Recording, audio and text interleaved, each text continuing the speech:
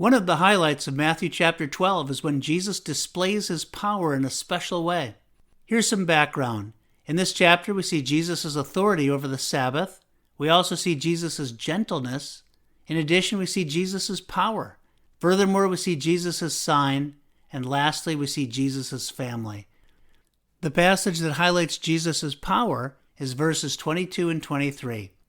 Then one was brought to him, to Jesus, who was demon-possessed, blind and mute, and he healed him, so that the blind and mute man both spoke and saw.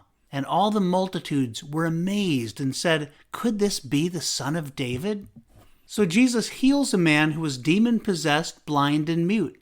It's clear from this passage that Jesus has power over demonic forces, and he also has power over physical infirmities. The people are amazed, and we should be too. Could this be the Son of David, the Messiah, who will sit on the throne of David? Indeed it is. Jesus rules and reigns at this time over his spiritual kingdom, and he will return to rule and reign openly for all to see. Jesus has ultimate power. If you've been riddled by demonic control, occultic control, Jesus can set you free. If you've got physical infirmities, Jesus can bring healing, or he can give grace to bear up. Even when we don't experience physical healing, let's remember that Jesus is the key to receiving our new bodies.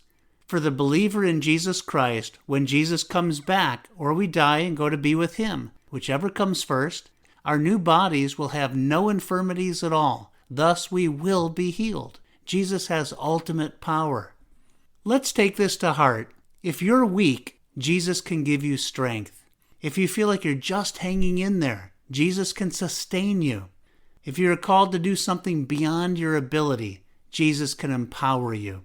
If you're unable to see spiritual truths, Jesus can open your spiritual eyes so that you can see. If you're unable to speak words that bring life, Jesus can enable you to speak, to be his mouthpiece.